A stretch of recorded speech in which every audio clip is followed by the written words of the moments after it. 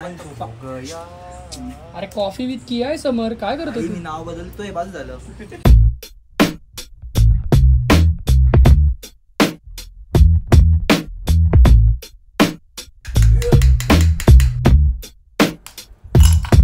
समर videographer आणि Kiya camera conscious.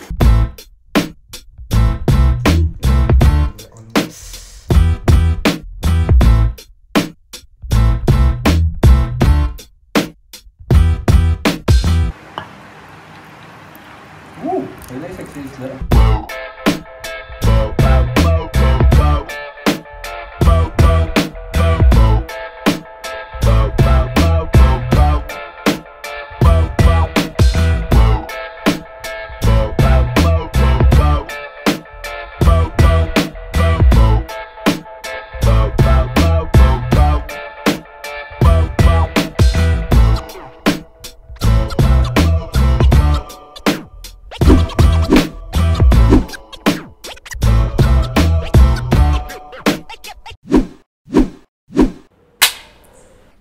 रसिको हो प्रेक्षको नमस्कार. आज आता मी नाव बदलतोय म्हणून मी आत्ता काही बोलणार नाही याच्यामध्ये, कारण की मला एक गोष्ट रिअलाईज झाली आहे की कॉफी विथ कियामध्ये मला नाही रिअलाईज झाली आहे. म्हणजे मला 10 लोकांनी येऊन सांगितलं आहे की कॉफी विथ कियामध्ये ती बिचारी किया नसतेच कुठे, कारण की ती येते आणि आमचा पूर्ण सेटअप इकडे तिकडे तिच्या शेपटीने पाडते, म्हणून मग मी तिला बिचारीला इथे बसू देत नाही. आज पॉडकास्टच्या एपिसोड 5मध्ये मी कौस्तुभ जोडपकर आणि अथर्व जोशी एके बादशाह एके एव्हीजे यांच्यावर बसलेलं आहे. तुम्हाला एव्हीजे ह्याच नावाने माहिती असेल. हा माणूस अख्ख्या कोथरूडमध्ये बादशाह या नावाने फेमस. बेसिकली कोथरूडमध्ये सगळेच एकमेकांना ओळखतात, तसंच मी एव्हीजेला ओळखतो. आणि बिकॉज तो कवट्याचा एकदम चड्डी बडी आहे, सो थ्रू कवट्या खरोखर चड्डी बड्डी बरं का. Let's just leave it at that, you know, let's just leave it at that. या लहानपणापासून कवट्याला लहानाचा मोठा उभा आणि आडवा होताना बघितलेला मी बाडूच्या असं. या आणि कोथरूडच्या वेगवेगळ्या अड्ड्यांवरून आमची ओळख झाली आहे. एव्हीजे लँकॅस्टरला शिकतोय सध्या आणि तो परवा उडणार आहे, म्हणून आम्ही त्याच्या आधी उद्या उडणार आहे एव्हीजे. सो आम्ही त्याच्या आधी पटकन एक पॉडकास्ट सेटअप लावला आहे आणि आम्ही थोड्या गप्पा मारणार आहोत. आणि द न्यू अपडेट इज की आज कवट्या टेक ओव्हर करतोय. कवट्या, इर्शाद. नमस्कार मित्रांनो, मी कॉफी विथ किया हे पॉडकास्ट टेक ओव्हर केलेलं आहे. बरं झालं.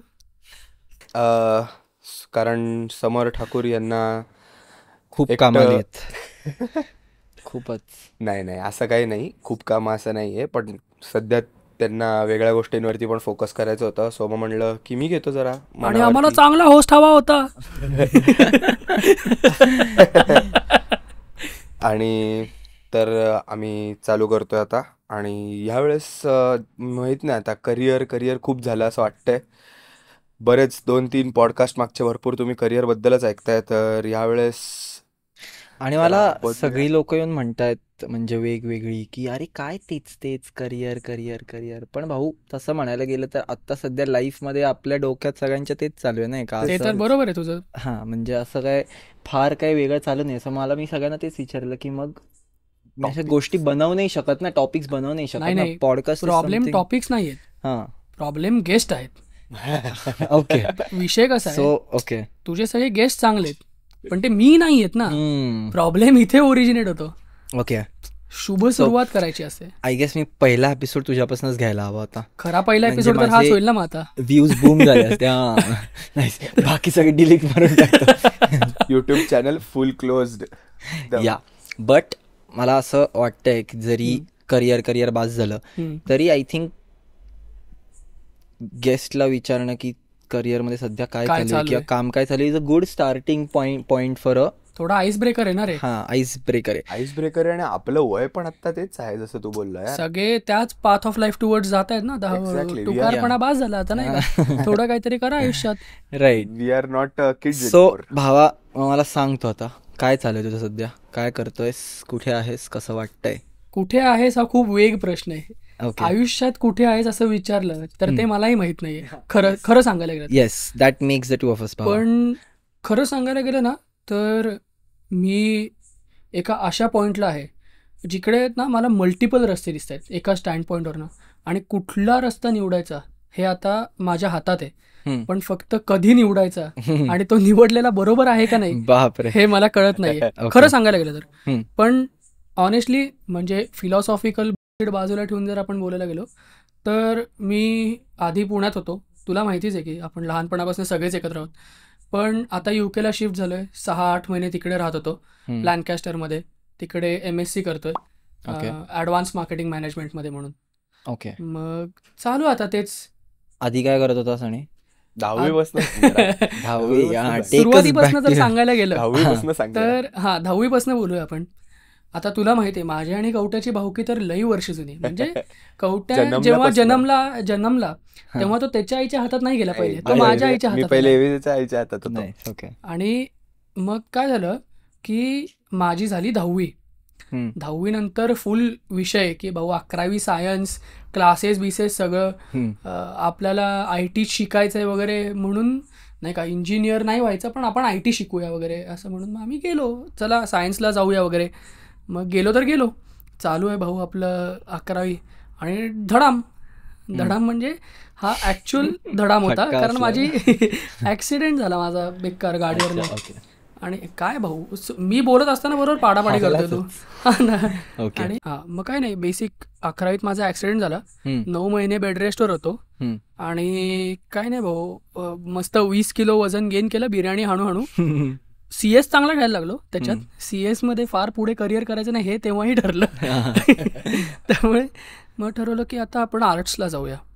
मग KHS 11वी, सूर्यदत्ता 12वी आर्ट्स, असा मी घेतला भाऊ डिसिजन. म्हणजे 11वी सायन्स आणि 12वी आर्ट्स, बरोबर. सो कवट्या तो तिथूनच शिकला बेसिकली. भाऊ कोणाचा पावलावर पाऊल. Nice, but I like it, good decision. मग आपलं बेसिक 12वी आर्ट्सला गेलो, मार्क पाडले, थेरी ना फक्त रट्टा टाकला आणि मार्क पाडले. खूप तेव्हा भीती होते रे की 12वीच्या मार्कांचा काय होतं वगैरे, घंटा काहीच फरक पडत नाही रे, म्हणजे पार. अरे खरंच केवढी भीती होती भाऊ मला समोर. अरे तुला माहित नाही, मी 11वी आर्ट्स नंतर जेव्हा 11वी सायन्स नंतर जेव्हा मी 12वी आर्ट्सला गेलो तर मला वाटलं भाऊ 11वीचा पोर्शन आणि हा 12वीचा पोर्शन हा एका वर्षात देऊन बोर्ड्स द्यायचे म्हणजे काय. पण मला काय खूप बादशाह मार्क नव्हतं वगैरे, 72% मार्क होते. काय ठीक आहे आता बरं म्हणलं, गुड इनफ. गुड इनफ, अगदी 60th नाहीये त्यामुळे मी खुश आहे. खरं 70 सांगायला बरं वाटतं ना. पेढे वाटणे ना, घरच्यांना डिसअपॉइंट व्हायला होतंय ना भाई, स्कॉलरशिप मिळते मध्येच आहे. बरोबर. आणि पेढे वाटण्या इतपत मार्क आहेत ना, बस झालं, तेवढंच महत्वाचं आहे. मग मी केलं 12वी आर्ट्स आणि खुश झालो भाऊ मी की आता झालं आर्ट्स बीट्स. आणि लहानपणापासूनच जरा कुकिंगचा शॉक होता मला की आता हॉटेल मॅनेजमेंटच करणार, गॉर्डन रामझी कोण वगैरे असा विचार होता ना माझा. तर भाऊ म्हणलं आता जरा आपण करूया राडा. 12वी आर्ट्स नंतर म्हणलं आता तयारी करूया. तर पहिला मोठा टप्पा होता तो म्हणजे हॉटेल मॅनेजमेंटची JEE. आणि म्हणलं हे काय आता JEE हे नव्हतं द्यायचं म्हणून हॉटेल मॅनेजमेंटला आलो, पण म्हणलं देऊया. तर दिली. बरं म्हणजे खोटं नाही सांगणार, मी 1.5 तास झोपलो सेंटरवरती पहिले जाऊन, कारण रात्रभर मी मुंबईला राहिलो होतो. मी आई बाबा हॉटेल आम्ही बुक केलं होतं, तिकडे राहिलो होतो. सकाळी उठलो आणि झोपच नव्हती झाली खरंच. आणि ॲज युजल रे अभ्यासाच्या नावाने बोंब, कारण 11वी 12वी अभ्यासातनं म्हणजे हेच जाते, ओढच संपते ना अभ्यासाची बेसिक. पोरं नवीन फ्रीडम मिळाल्यावरती पैसे आणि वेळ कसं संपतं कळतच नाही पटकन. मग काय मग चालू आपलं, गेलो JEEला बसलो आणि 1.5 तास झोपलो आणि बाहेर आलो हसत हसत की अरे चांगला गेला. घरचे होते ना, चांगला गेला. घरी आलो पुण्याला परत. एक तर मुंबईला एवढा घेऊन गेलाय त्यांना, बाहेर नाही सांगू शकत. आता कसं सांग, हॉटेल बिटेलचा खर्च झाला होता रे. आणि मग आलो घरी आलो आणि मित्र म्हणतात काय रे कशी गेली पेपर तिकडे गेला होता ना एक्झाम द्यायला. म्हणलं अरे गेली आता, गट्ट्यातच गेली आता काय. गेलो मग परत आणि मार्कांची वाट बघत होती, 2-3 महिने काहीतरी लागणार होते. आणि मला घरी येऊन आई म्हणते आता CET पण द्यायचे बरं का, CET पण द्यायचे. म्हणले अगं हे असलं माझ्याकडनं काही होणार नाही आहे प्लीज, हे मला नको करायला सांगू. ती म्हणली अरे दे रे. म्हणलं मी देणार नाही आहे, ह्याच्यावरती जे कॉलेज येईल ते येईल, आणि तेव्हा फुल बरं का की आपल्याला IHM दादर तरी मिळायला पाहिजे, गोवा नाही तर दादर जर मिळालं तर मग तुला नवीन लॅपटॉप बिपटॉप घेऊन देऊ असं विसं बोलणार होतं. माझं नवीन लॅपटॉपचं मेन मुद्दा अभ्यास हा कधीच नव्हता. CS मोठ्या जास्त FPS वरती खेळायचंय आणि माझा एक मित्र आहे बलमा म्हणून, त्याला हरवायचंय, हा माझा मेन मोटिव्ह होता खरं सांगायला गेलं बलमा तर. Top tier player. बलमा टॉप टियर प्लेअर यार, काय त्यांनी म्हणजे घाम रक्त सगळं दिलंय रे. खरं खरं आणि दिलंय. अरे Not खरं look, सांगतोय, not खरं feeling. सांगतोय. अच्छा. मग म्हणलं आता भाऊ पाहिजे आपल्याला, आणि मग म्हणलं मी CET देणार नाहीये पण एवढं सांगू शकतो गोवा मिळेल 100%. आणि घरचे म्हणले बर. आणि मला कानावरती पडलं की आपला कौस्तुभ भाऊ जे आहेत त्यांनी पण स्ट्रीम बीम बदलली आहे, आर्ट्सला गेलेत दादा पावलावर पाऊल. आणि हॉटेल मॅनेजमेंटच पुढे करायचंय वगैरे म्हणून डिसिजन घेतलाय. तर मग मी आलो सगळी पुस्तकं देऊन CET JEEची की तू वर्षभरा आधीच तयारी चालू कर मगच चांगले मार्क पडतील वगैरे. मी 2 महिने आधी पुस्तकं विकत घेतलेला माणूस आहे जो त्याला काहीतरी ज्ञान पास झालंय. त्याला फुल म्हणलं की अरे हे कर तू वगैरे, 2 वर्षांनी त्या आप्पा बळवंत चौकात परत देऊन ये, अर्धे पैसेही परत मिळतील, ब्रोटा बिटा खाऊ, हे सगळं बोलणं झालं त्या पैशातून. आणि तू बिचारा कवट्याची वाट मग आलो बरं का पुढे. ऐक ना, इथे गोष्ट संपत नाही रे. मी बसलो होतो घरी ऍज युजल, रात्री CS खेळत बाहेर मित्रांना भेटून आल्यावरती, आणि आई आली, बरं उद्या आपल्याला ऍक्च्युली रामटेकडीला जायचंय. म्हणलं मी सकाळी उठून टेकडीवरती वगैरे येत नसतो, मला रामटेकडी काय आयडियाच नाही. अरे तुझी परीक्षा आहे CETची. म्हणलं बरी आहेस ना तू, हे काय बोलतेस? ते म्हणले अरे नाही, मी तुझं नाव एनरोल केलं होतं, खरं तर मीही विसरले आणि तूही विसरला, काही नाही, काही फरक नाही पडत, तू जाऊन देऊन ये, जे होईल ते होईल. म्हणलं बरं चला, आता काय झालंय सगळं तर देऊन येऊ. गेलो तिकडे उन्हात सेंटरपाशी थांबलो, बसलो कम्प्युटरवरती वगैरे. फार नशिबाने फार काय वेगळा पोर्शन नव्हता. ओके. ही कसली CET होती? हॉटेल मॅनेजमेंट CET रे. अच्छा. ओके. भाऊ नॉर्मल CETचा माझ्यात कसला कॉन्फिडन्स बाबा. सायन्स सोडलं, PCM नको, आर्ट्सला पण मॅथ्स घेतलं नाही भाऊ, एवढं टेन्शन. आर्ट्सला पण आम्ही सायकोलॉजी घेणारे स्टुडंट्स आहेत भाऊ, मॅथ्स बेस नाही. मग गेलो आणि झालं, मग तिकडे CET दिली. 2 महिने खूप अँशियस अँटिसिपेशननी वगैरे काही मेलो नाही मी. CS आपली खेळली निवांत, झोमॅटोवरनं ऑर्डर टाकल्या, याहू मोमोजला वेळ घालवला, लस्सीला वेळ घालवला. आणि एकदा आली की मेल की ऍक्च्युली तुमचे रिझल्ट डिक्लेअर झालेत वगैरे. म्हणलं बर, मग टेन्शन नाही टेन्शन काय, मग नो टेन्शन इन लाईफ. नाही म्हणजे मला टेन्शन आलं होतं की नवीन लॅपटॉप मिळणार का नाही. आता डिसिजन तर बदलता येणार नाहीये. मग मी हळूच खाली गेलो, आई मी आलो जरा जाऊन वगैरे. मी खाली गेलो, पटकन फोन उघडला, मेल बघितली आणि म्हणलं अच्छा असं आहे विषय.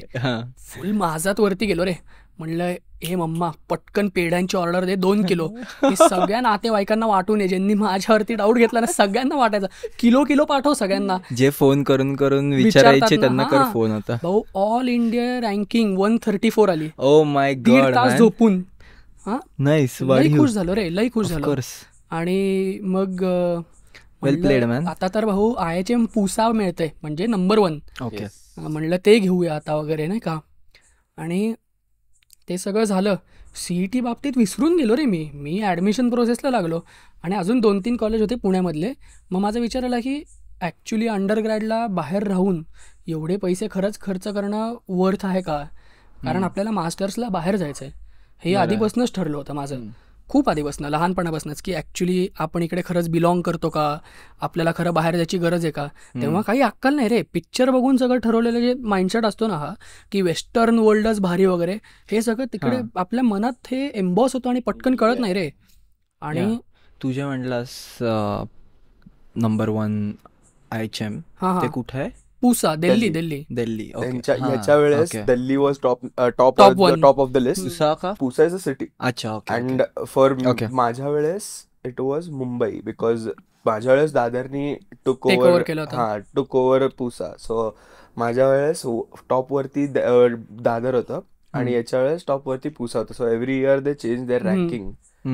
ओके. स्टुडंट कसे पास आउट होतात त्याच्यावरती. आणि मग फुल नाही का, मी फुल माझात बरं का, आता भारीतलाच लॅपटॉप घ्यायचा, आता तर मला बल्मा डायरेक्ट गेला उडत. आता डॅडी तू चेकबुकच काढ, आपण आज खर्चच करायचा वगैरे नाही का. आणि लॅपटॉप बिपटॉप घेतला आणि इकडे IIHM नावाचं कॉलेज आहे विमाननगरला. म्हणलं इकडे घेऊ, 2 डिग्री 2 डिप्लोमा वगैरे मिळतात का, 1 डिप्लोमा काहीतरी मिळतोय, त्याच्यामध्ये करून घेऊ पटकन आपण ऍडमिशन. इकडेच राहतोय, थोडं घरापेक्षा लांब आहे, म्हणजे घरचे बघायला येणार नाहीत अशी सिक्युरिटी होती, की फ्रीडम पण आहे. Perfect middle ground. करेक्ट. आणि रात्री घरी जाऊन आपल्याच बेडवरती झोपायचंय आणि आपलंच संडास आहे घरातलं. हे माझे 2 मेन प्रायोरिटी होते, व्हेरी इम्पॉर्टंट. आणि म्हणलं की चला आता इकडे ऍडमिशन घेऊ. तिकडे ऍडमिशन वगैरे घेतली आणि घेऊन झाल्यावरती एकदा घरी आलो असंच की झोपलो वगैरे. दुपारी उठलो आणि मेल आले की HMCET results have been declared वगैरे. म्हणलं अरे यार हे पण आहे नाही का. म्हटलं आता एवढे चांगले मार्क पडून जर ह्याच्यात कमी पडले तर मग लाज घालवायची काम आहे ती. तर घाबरून काय विषय, पण तिकडे ऑलरेडी चांगलं कॉलेज मिळत होतं ना. अरे हो, पण आता त्या असं असतं ना की मग ह्याच्यात भारी आणि ह्याच्यात कमी कसे काय. हा, आणि मग ते भाऊ परत हा की एवढे कमी कसे पडले किंवा एवढे जास्त कसे आले ह्याच्यात वगैरे, हे प्रश्न कोण सांगणार यार. मग म्हणलं की चला बघू आता.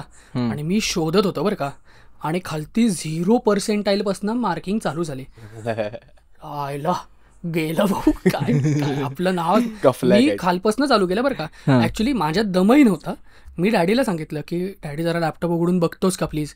फुल घर चर्चा, अख्खे राऊंड टेबल कॉन्फरन्स वगैरे. उघडला लॅपटॉप, खालपासून चालू करूया बघायला, काही सापडतच नाही रे माझं नाव. म्हणलं अरे हे काय, नीचे चक्कर. आणि मम्मा फुल म्हणे नाही झाला असं वाटतं रे पास ह्या वेळेला. म्हणलं अगं मी एवढाही वाईट पेपर नाही दिला, पास होण्या इतपत दिलाय. म्हणलं थांब जरा बघूया काहीतरी. म्हणून मग म्हणलं Ctrl F दाबला फाइंड करायला त्या एक्सेल शीट वरती, आणि अथर्व जोशी टाकलं रे, आणि 13वा आला मी. म्हटलं हा चुकीचा अथर्व जोशी नाव इतकं स्टिरियोटिपिकल आहे, ऍटलिस्ट 100 असतील त्या लिस्ट मध्ये असं मला वाटलं होतं. म्हणलं बघूया पटकन 13वा. मी म्हटलं हे पटकन बाबांचं नाव बघ काय. वैभवच होतं. आणि पर्सेंटेज किती, 99.75. हा, मी उडलो रे. अरे आयुष्यात असे मार्क 5वी नंतर बघितलेच नव्हते कधी. अथर्वने फोड दिया. अथर्वने फोड दिया. म्हणलं अजून 1 किलो सगळ्यांना मीठ अजून फोन कर. मग काय नाही, पण आता ऑलरेडी ऍडमिशन झाली होती, तसंही काही फरक नसता पडला. मग त्यामुळे मी निवांतच होतो. आणि मग तसं आपली जर्नी चालू झाली BSc. तू hotel management, so your bachelors degree is of hotel management, right? तो पण जरा झोल झाले. अच्छा, ओके. हा, म्हणजे माझ्याकडे ऍडव्हान्स्ड कोर्स कम्प्लीट करण्याचा हे IIHM कडनं हॉटेल मॅनेजमेंटचा आहे. ओके. आणि आम्हाला जी डिग्री असोसिएटेड विथ इग्नू होती ती बॅचलर इन टुरिझम स्टडीज आहे. बरोबर. हा बरोबर, just like me only. Correct. 2 degrees आपल्याला येतात. बरोबर. आणि एक डिप्लोमा होता, तो यशवंतराव चव्हाण च्या युनिव्हर्सिटीचा होता. दोन्ही ओपन युनिव्हर्सिटीचा होता. पण मग त्यांनी 2 डिप्लोमा दिले, एक नॉर्मल आणि एक ऍडव्हान्स डिप्लोमा. ओके. असे. ओके. मग हे गुड थिंग. हा 4. ओके. अरे कारण मेन माझा कन्सर्न काय होता माहितीये का, की जेवढा CV भरला असेल ना तेवढं चांगलं दिसेल जॉबला अप्लाय करताना. खूपच म्हणजे काहीतरी केलंय पोराने असं तरी दिसेल. Done something correct out of the way. Correct. म्हणून मग तिकडे घेतली ऍडमिशन. पण काय सांगू रे, तिकडे शिकताना खरं तर खूप मजा आली. म्हणजे अरे प्रचंड चांगले मित्र होते, अगदी भावके असलेले मित्र होते. अजून सर लोक खूप चांगले होते. फॅकल्टीनी खूप मदत केली रे, म्हणजे अगदी मित्रासारखी फॅकल्टी होती. आणि एक मेंटर होते निलंजन सर म्हणून, त्यांनी खूप मदत केली. खूप म्हणजे त्यांनी ऍक्च्युली मला गाईड करायला खूप हेल्प केली की तू आयुष्यात पुढे काय केलं पाहिजे, किंवा इंडस्ट्री बद्दल त्यांनी इन्स अँड आउट सांगितले मला, प्रोज अँड कॉन्स. करेक्ट. आणि अजून एक होते आरपेंद्र सर नावाचे.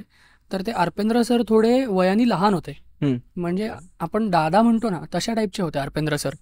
तर मग त्यांच्याशी बोलता बोलता मला कळायला लागलं की there is also a darker side to the industry.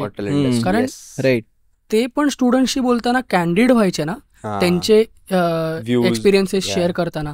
मग तेव्हा पटकन कळून यायचं की हे काहीतरी सांगत नाहीयेत, बरं. आणि मग जेव्हा ह्यांच्याशी ओपनली बोलायला गेलं ना की मग ते सांगायचे की अरे नाही, हे ॲक्च्युली असं पण असतं, ही एक वेगळी बॅड साईड पण आहे इंडस्ट्रीची, लाईक एव्हरी अदर इंडस्ट्री तसं बघायला गेलं तर.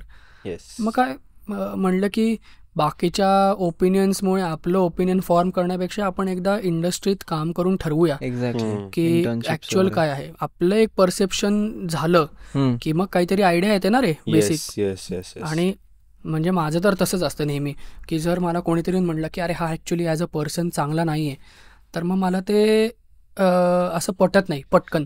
जोपर्यंत मी त्या पर्सनशी मैत्री करून बघत नाही ना की हा कसा आहे किंवा हा कसा नाही आहे, तोपर्यंत माझं ओपिनियन पटकन फॉर्म होत नाही बरं. त्या माणसाचं, अनलेस कोणीतरी खूप Right. जवळच येऊन म्हणलं असेल. That is how it should be. Correct. नाही बरोबर आहे. आणि मग तू आता okay, so now you are doing, you say you are doing digital marketing, right? Correct correct.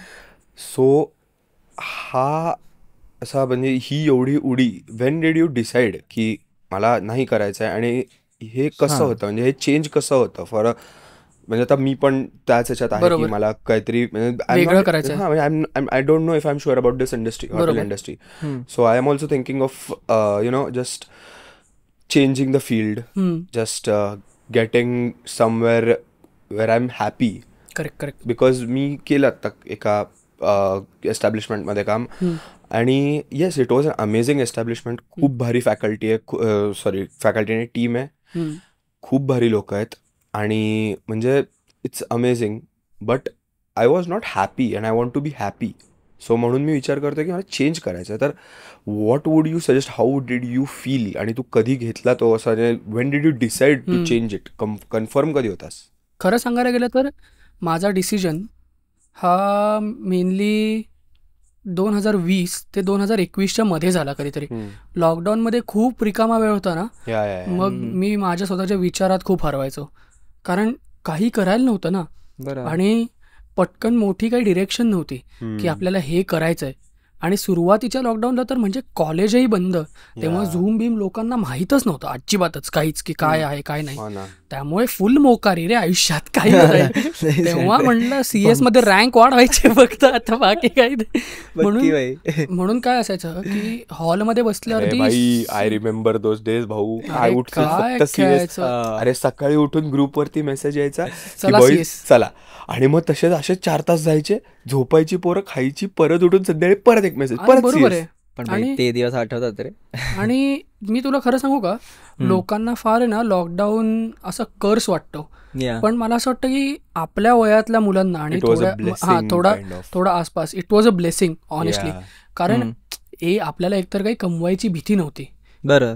म्हणजे coming from a place of privilege, आपल्याला हाऊसहोल्ड रन करायची भीती नव्हती. बरं. आणि रिस्पॉन्सिबिलिटीज नव्हत्या. Correct correct. आणि तेव्हा जो वेळ मिळाला ना, I think that is one of the best times in my life that I have spend in terms of productivity. खरं बघायला गेलं तर, कारण जे ऍक्टिव्हिटीज मला करायच्या होत्या किंवा जे हॅबिट्स मला स्वतःमध्ये कल्टिवेट करायच्या होत्या, त्या सगळ्या 0पासून परत चालू करायला मला 2020 मध्ये वेळ मिळाला. आणि दॅट इन्क्लुड्स एव्हरीथिंग, की म्हणजे वेळेत उठण्यापासून ते घरी एक्सरसाइज करणं, थोडं डाएटवरती लक्ष देणं वगैरे. आणि हे सगळं आय थिंक तेव्हाच मला खरं तर प्रॉपर जमायला लागलं. ॲक्सिडेंट नंतर भाऊ तू 72 किलोवरनं जेव्हा पटकन 90 किलोला जातो ना, आणि चांगल्या दिसण्यापासून डायरेक्ट बेडूक दिसायला लागतो, तेव्हा खरं त्रास होतो.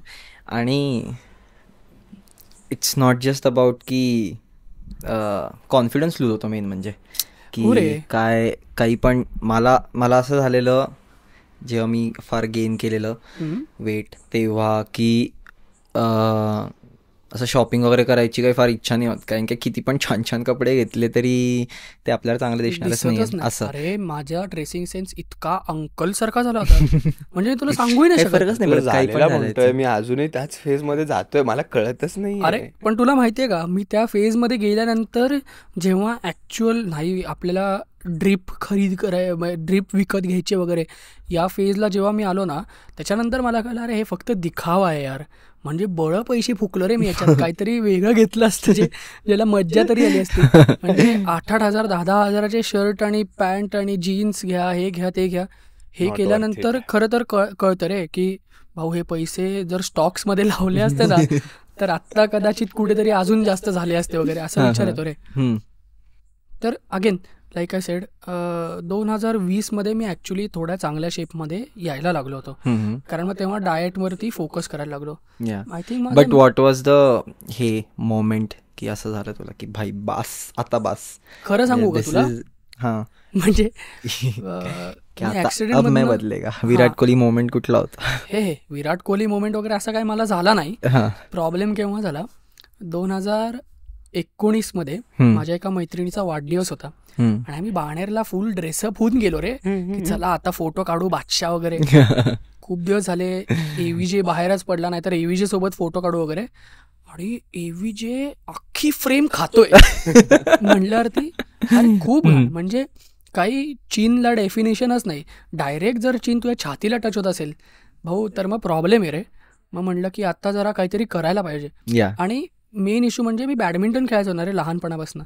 तर मग 5-6 वर्ष थोडं सेमी प्रोफेशनली खेळल्यानंतर एक रिअलायझेशन हिट होतं रे, की नाही म्हणजे आपल्याला जर आपलं अंग हवंय तसं हालत नाही पटकन, तर मग काहीतरी इश्यू आहे.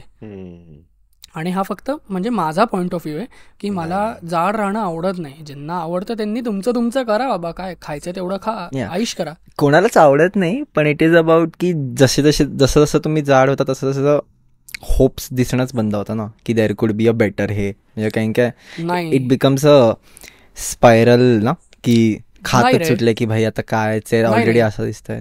I disagree with you actually on this. मला असं वाटतं की काय लोक ना जगण्यासाठी खातात आणि काय लोक खाण्यासाठी जगतात. मग त्या लोकांना फरक नाही पडत दुसऱ्यावाल्यांना की काय कितीही जाड झालं, जोपर्यंत समोर बिर्याणी तोपर्यंत त्याला काही प्रॉब्लेम नाहीये.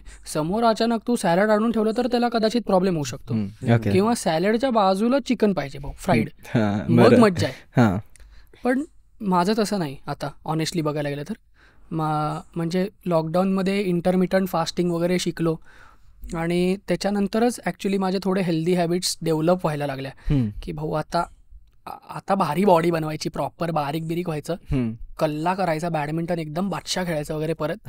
हे सगळे स्वप्न बघितले. फुटबॉल बिटबॉलमध्ये परत नीट घुसायचंय भाऊ, आता भारी करायचं काहीतरी. म्हणून मग म्हणलं की आता करूया. मग थोडं सोसायटीमध्ये खाली वॉकिंग करायचं हळूच, की नाही का, सकाळी एकदा, दुपारी एकदा, संध्याकाळी एकदा, 20,000 स्टेप्स कम्प्लीट एव्हरी डे. मग घरी तुझ्या त्याच फेज मध्ये मी तुला पहिल्यांदा भेटलेलो, म्हणजे आपण बोललो नव्हतो तेव्हा, पण कवट्याच्या घरी होतो आपण आणि तू आलेलास आणि तेव्हा तू यू आर नॉट जाड एनिमोर. म्हणजे मी तुला पाहिलेलं तेव्हा तू व्यवस्थित लीन लुकिंग होतास. आणि तेव्हा काकूनी तुला काहीतरी खायला दिलं आणि तू म्हटलास नाही काकू या गोष्टी नको मला, काहीतरी गोड होतं ते लाडू वगैरे काहीतरी असेल. आणि मग काकू तुला म्हणलेली की अरे पण झालायस की बारीक, आणि तू म्हटला नाही मला आता 6 पॅक्स पाहिजेत. असं वाटलं मला ते अजूनही आठवतंय मला की मला आता 6 पॅक्स पाहिजेत. तुला सांगतो, कोण आहे नेहा मामी सारखे आलू पराठे ऑन रेकॉर्ड या जगात कोणीच बनवत नाही. म्हणजे आई शपथ मी तुला सांगतो, now you know the truth की why I am a family pack guy. Correct. Understand कर लो यार, इतना अच्छा खाना होतो कौन नहीं खाएगा. बरोबर. आणि हे लाडू बिडू खाण्यात काही प्रॉब्लेम नाही रे, बेसिक प्रॉब्लेम पोर्शन कंट्रोल मध्ये. आणि मेन इश्यू कसा होतो की नेहा मामीचे लाडू, चकल्या आणि आलू पराठे, रादर ती किचन मध्ये ज्याला हात लावेल ते सगळंच इतकं उत्कृष्ट असतं की भाऊ एक 6 लाडू खाल्ल्याशिवाय पोट तर भरणं जाऊ दे, मन भरत नाही रे. मला अजूनही आठवतंय, मी दादा आणि हा घरी आलेला, आई पराठे बनवणार होती आणि झालं काय खातोय ना, we are having our food. आई 1 तास 1.5 तास फक्त किचन मध्ये असेल, गरम गरम पराठे बनवणं चालू आहे. मी दादा आणि ह्याच्यात समवेअर अराउंड 42-43 पराठे बनवलेले आमच्या तिघांमध्ये. आणि आम्ही फक्त कन्व्हेअर बेल्ट फक्त खात चाललोय आणि we are not stopping, we are just saying की अजून एक येऊ. आणि ती काय सिंगल 1 मॅन आर्मी चालू होतं का तिच्या आतमध्ये? नाही, ऑब्व्हियसली दीपा काकू पण होती, but still what ever. Problem 43 पराठे हे म्हणजे आउटरेजियस आहे 3 पोरांमध्ये. पण ह्याच्या मोठ्या भावाच्या अंगी काहीच लागत नाही. अरे मला अशी लोक अजिबात नाही आवडत, किती पण खातात काहीच होत नाही. आणि मी वास जरी घेतला तरी माझं 2 किलो वजन वाढतं. जाऊ दे बाई, दर्द अलग आहे. आणि प्रॉब्लेम असा होता की नॉर्मल पोरं जी असतात म्हणजे दुसऱ्या घरात पोरं काय करतात की नाही थोडं केचप बरोबर खाऊ किंवा थोडं काय ते आपलं लोणचं घेतलं आणि खाल्लं, चटणी घेतली आणि खाल्ली. आम्ही बटर, हा, अरे अमूल बटर. आलू पराठा ज्याच्यावरती ऑलरेडी बटर लावलंय ह्याच्यासाठी तुम्ही कॉन्डिमेंट म्हणून बटर कसं वापरताय यार. टू डिप इन हा. You are using butter. म्हणजे butter aloo paratha served with a side of butter, ही अशी डिश होती आमची मेन. आणि त्यानंतर कॅज्युअली ते buy one get one free अमूलचे 2 विटा खायचे तिघात. अरे मग थोडीशी मामी कोल्ड कॉफीज बनवते का त्यात आईस्क्रीम घालून खाऊया. अरे बापरे नको भाऊ. असा विषय होता प्रॉपर. मग म्हणलं जरा आता लॉकडाऊन मध्ये स्वतःला कंट्रोल करायला लागणार आहे. मग जरा घरी थोडी विनवणी केली आणि म्हणलं की जरा प्लीज चिकन मागवा, थोडं मला स्वतःचं कुक करायचंय आणि मला स्वतःचं खायचंय.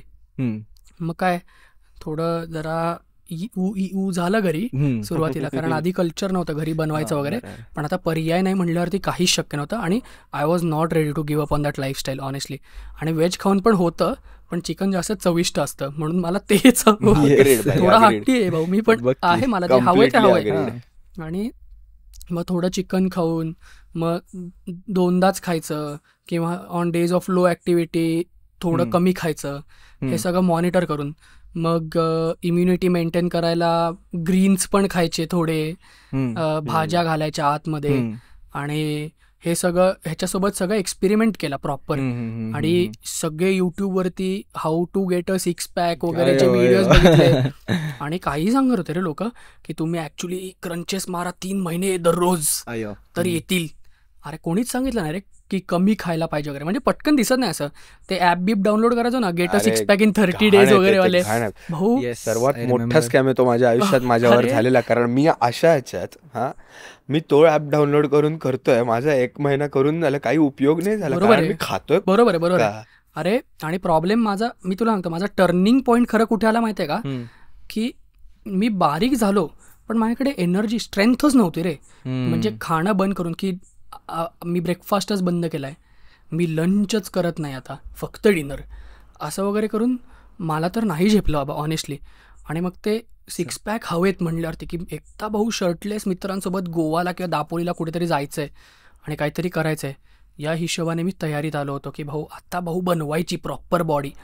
म्हणून मग जरा नाही का रात्री 12:30 वाजता युट्यूबवरनं जाताना काय करतोय मी आयुष्यात म्हणून पटकन 5 पुशअप मारायचो ना आपण बेडच्या बाजूला. तिथपासून चालू झालेली माझी ही कथा होती. आणि मग त्यानंतर मग हळूहळू जरा जिमला जाऊन मग ट्रेनिंग करा, हे करा ते करा, ह्याच्यापर्यंत आलो. आणि इट इज अ काय म्हणतात ग्रॅज्युअल प्रोसेस आहे ना ती. म्हणजे जेव्हा हे दिसायला लागतात, थोडे रिझल्ट दिसायला लागतात, तेव्हा यू ऍक्सेलरेट अजून जास्त. हो म्हणजे ते तर खरंय, त्याला नाही म्हणणार. मी तर आता जेव्हा मी 2 years आधी जेव्हा मी फायनली फिटनेस सिरियसली घेतलं, दॅट वॉज बिकॉज असंच मी कपल्स डिस्काउंटमध्ये व्हॅलेंटाईन्स डेच्या मी सिंगल होतो तरी गेलेलो तिकडे. ते म्हटले की, मी म्हटलं भाई मी सिंगल आहे, मी कपल हे पण नाही आहे. ते म्हटले की काही प्रॉब्लेम नाही, आज व्हॅलेंटाईन्स डे तुम्हाला पण मिळेल. म्हटलं बेस्ट.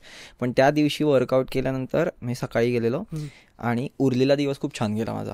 मला असं झालं की ॲटलिस्ट म्हणजे मी तेव्हा बारीक होण्यासाठी वगैरे नव्हतं चालू केलं, कारण की मला होप्सच दिसत नव्हते, कारण की मी रोज हवं ते खातोय आणि हे होतंय. मला असं झालं की पण ॲटलिस्ट दिवस चांगला जातोय, प्रोडक्टिव्ह जातोय, काम करायला बरं वाटतंय. मग दॅट्स हाऊ आय स्टार्टेड. आणि मग जसं 1-2 किलो अजून कमी होतो ना, मला असं वाटलं की दॅट इज हाव मी जास्त सिरियस व्हायला लागलो. But for me it was not a 1 डेचं हे की स्विच असं नव्हतं. रिअल मोटिवेशन आहे ना, म्हणजे हे मी ऍक्च्युली आता सगळ्यांनाच प्रीच करीन खरं तर, की जरा वेईंग स्केल पलीकडे पण तुम्ही बघायला पाहिजे. कारण माझी काय चूक झाली की मी वेईंग स्केल हिशोबाने पटपट वजन कमी करायला गेलो. आणि मग हे सगळं खाणं बंद केल्यावरती ना पटकन 6-8 महिन्यात माझं 32 किलो 30 किलो वजन कमी झालं. आणि तेव्हा मला बघायला चांगलं वाटलं रे एकदम, की आईला आलो भाऊ 60त, आता परत लीन झालो, हे झालो ते झालो. पण शक्तीच नाही ना रे, काही स्ट्रेंथच नाही ना काही. आणि बॉडी फॅट मध्ये कमी तर झाला बॉडी फॅट ऑफकोर्स, कारण एवढं वजन कमी झालं, पण मसल लॉस पण ट्रेमेंडस झाला रे. आणि that's when I learn the hard way की फूड कटआउट करण्यापेक्षा फूड चॉईस आणि पोर्शन कंट्रोल हे किती महत्वाचं आहे हे मला ऍक्च्युली तेव्हा कळलं. आणि मग तेव्हा मी ठरवलं की आता काही होऊ दे, स्लो अँड स्टेडी पण आपण मसल बिल्डिंगवरती जास्त फोकस करायचा आहे. आणि शर्टात वाटलं पाहिजे की पोरगा जिमला जातो. हे माझं मेन होतं. कारण एका पॉइंटला असं झालं होतं की फक्त लीन बॉडी असून फक्त लीन बॉडी असून मला पर्सनली काहीच उपयोग नव्हता. मला जड वजनं उचलायची आहेत आणि मला स्वतःला एकदा आहे ना कम्प्लीट प्रॉपर शक्तिशाली झालेलं बघायचं आहे. ओके. कारण राईट सुरुवातीला आहे ना जाड आणि नॉट पॉवरफुल असाचा कॉम्बिनेशन होतो. मग बारीक आणि नॉट पॉवरफुलचं कॉम्बिनेशन झालं. मग आता मी ठरवलं की भाऊ आता पॉवरफुल व्हायचं आहे. आणि दॅट्स वेअर आय लर्न की फिजिकल स्ट्रेंथ जेव्हा वाढते ना that also helps with your mental strength. कुठे ना कुठेतरी कॉन्फिडन्स बूस्ट मिळतो ना. मग त्याच्याने मला फरक पडायला लागला ऑनेस्टली सांगायला गेलं तर. ओके या.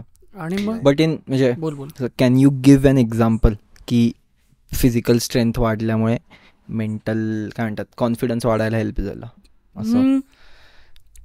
आता कसं सांगू तुला, मी 60 किलोचा होतो ना जेव्हा 2021 मध्ये जेव्हा मी जिम जॉईन केलं तेव्हा मला एक म्हणजे बार वरती 5-5 लावून डेडलिफ्टचे 12 रेप जायला खूप त्रास व्हायचा. म्हणजे भाऊ धाप लागायची प्रॉपर. आणि तेव्हा ठरवलं भाऊ आपल्याला जर 30 किलो उचलायला एवढा त्रास होतोय म्हणजे हे काय एका सिलेंडरवर 8 किलो आहे रे. म्हणजे कसं करणार रे. आणि जेव्हा असं विचार येतो की भाऊ डॅडी अख्खी कपाटा हलवतोय रे गमतीत. आणि वेगळंच असतं अरे सोफा एका हाताने हलवतोय. म्हणलं हे मलाही हवं यार. आणि म्हणजे हे ऑफकोर्स सगळा फिजिक्सचा खेळ आहे आणि त्याची ऑफकोर्स स्ट्रेंथही खूप जास्त आहे. पण म्हणलं हे मला करायचंय. आणि फुल रील बिल बघून एकदम चार्जिंग मध्ये की भाऊ हा आता सगळ्यांना दाखवणार भाऊ वजन उचलून वगैरे. मग तसं वाढवत गेलो. आणि जसं एकदा पहिला 100 हिट झाला ना तेव्हा एक सेन्स ऑफ अचिव्हमेंट आली की कुठल्या तरी वजनात आयुष्यात पहिल्यांदा 100 किलो मारले. मग रेकॉर्ड करायला लावलं मित्राला. PR हिट केलं. मित्राला रेकॉर्ड करायला दाखवलं. घरच्यांना फुल फॅमिली ग्रुप वरती पाठवलं की 100 किलो हिट केलंय मी वगैरे. तर पहिला मेसेज अरे वा केवढा भारी. नाही अरे सांभाळून रे 100 किलो गंमत आहे का हे काय करतोय खरं. आणि मेन म्हणजे ते असं असतं ना रे की 100 किलो हिट झाल्यावरती आहे ना असं वाटलं की भाऊ आता थोडंसं आपण शक्तिशाली झालोय. आणि मग जरा काय रे असं मित्राला जाऊन करणं काय रे किती मारला आज. मी 100 मारलंय. म्हणजे मी जनरली 100च मारतो आता. असं जरा कॉन्फिडन्स आला. थोडा माज मिळतो ना. ब्रॅगिंग पॉइंट्स मिळतात ना. स्टँडर्ड बाई. That's where your confidence. Correct. Confidence get boosted. आणि मग मी जिम बदललं रे की भाऊ इकडे कोणीच मारत नाहीये जास्त वजन. म्हणजे मी ज्या वेळेला जायचो एकतर मी अशी वेळ निवडली होती जेव्हा सगळ्यात मोकार लोक जातात दुपारी 2 वाजता. म्हणजे तेव्हा 3 लोक यायची जिमला. तर कितीच लोक मारणार आहे 100 किलो. मग मी एकटाच असायचो तेव्हा. आणि ट्रेनर लोक असायचे. आता ट्रेनर लोक भाऊ किती मारतात आपल्याला माहित नाही. पर्सनल ट्रेनर लावायचं नाही असं फुल ठरवलं होतं की 10,000 रुपये नाही देणार मी कोणाला महिन्याला वगैरे. ते मी माझ्या स्वखर्चाला वापरीन म्हणून गेलेला मी. मग जिम बदलली आणि दुसऱ्या जिममध्ये लोक कॅज्युअली 150 वगैरे मारतात. मग त्या परत कॉन्फिडन्स ऑल टाइम लो. पण एक नवीन अचिव्हमेंट मिळाली ना की म्हटलं इकडे 150 मारतायत भाऊ. मला मारायचे 3 प्लेट. आता I remember this very clearly की तुला बॅडमिंटन चालू करायचं होतं खेळायला. आणि मग तू आला एकदा आणि मग तू म्हणला अरे मला पण खेळायचं वगैरे. मी पण चांगला खेळतो वगैरे. आणि तुला एकदा बिग लीग्स मध्ये आम्ही घेऊन आलो. आणि तुला जे कोमला 21-2 21-1 असा ओपनर. तेव्हा मी माझ्या नवीन क्लासमध्ये मग तू तेच झालं तुझं जे माझ्यासोबत झालं ते. I was in the wrong court. कारण आय रिमेंबर व्हेरी क्लिअरली की तू मला म्हणला की अरे मी ऍक्च्युली आज 1.5 तास पळलो. आज मी तासभर पळलो. आणि तू दररोज जाऊन फक्त पळत होतास. मग मी तुला म्हणलं अरे तू रेझिस्टन्स ट्रेनिंग काही करत नाहीस का. वेट ट्रेनिंग काही करत नाहीस का. अरे नाही रे मला स्टॅमिना वाढवायचा आहे आणि फॅट लॉस करायचा आहे म्हणून. नाही मी जेव्हा 12th नंतर पहिल्यांदा शिस्तीत जिम लावलं. मल्टीफिट लावलं मी. आणि तेव्हा मी शिस्तीत म्हणजे ट्रेनर जे सांगतोय ते वगैरे ऐकतोय. त्याच्या आधी मी रुटीन बिटीन घेतलं होतं का. रुटीन बिटीन सगळं बॅच करतोय. 16,000 एक्सरसाइजेस प्रत्येक याच्या. आणि म्हणजे एव्हरी दिवशी हा मसल तो मसल असं करत करत आणि एक 8 महिने वगैरे केलेलं आणि प्रोग्रेस दिसलेली काय मला. मी आधी एकदम असं काळी होतो आणि नंतर मग थोडंसं शोल्डर्स ब्रॉड झाले आणि मसल्स यायला लागले आणि मग कोविड हिट झालं आणि माझं जिम बंद पडलं आणि मग खाणं चालू झालं परत. हा मजबूत आधी पण होतंच, पण तेव्हा जरा काहीतरी होतं भाऊ जिम आयुष्यात. हा पण आधी कसं होतं माझ्या अशा सुकड्या बॉडीवर मग फॅट यायचा, म्हणजे तेवढं दिसायचं नाही. मग त्याच्यानंतर जिम नंतर मी ऑलरेडी ब्रॉड झालेलो आणि त्याच्यावर मग फॅट आला आणि मग मी असं ह्यूज दिसायला लागलो. मग तेव्हापासून आणि मग जिम ह्यूज नको म्हणू, तू ऍक्च्युली लोद्या दिसायला पण त्याच्यानंतर मला अशी भीती बसली की भाऊ वेट्स मारले की माणूस यूज होतो, मला अजून यूज नाही व्हायचं. म्हणून मग मी जेव्हा नेक्स्ट टाइम जिम लावलं तेव्हा I was very afraid to go back to weights, म्हणून मी फक्त पळत होतो. आय रिमेंबर मी अख्खा 1 वर्ष नुसता पळत होता रे. पण आणि एवढा स्टॅमिना जो त्यांनी गेन केलाय तर खूपच अमेझिंगली. शेवटी माझ्या अगेन्स्ट खेळताना दमतोच ना, सेइंग स्टील स्टँड माशाला पोहायला आणि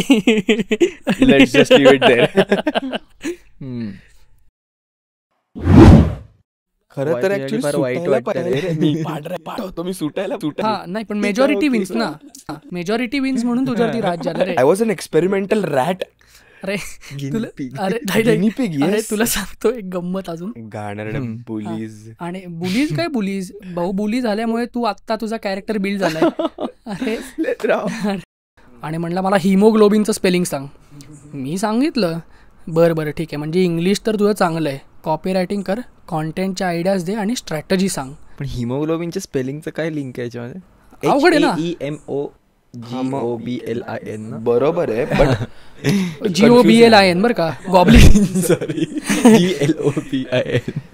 अरे पण कळलं ना, कन्फ्युज आहे काय विचारलं कळलं ना. Under pressure.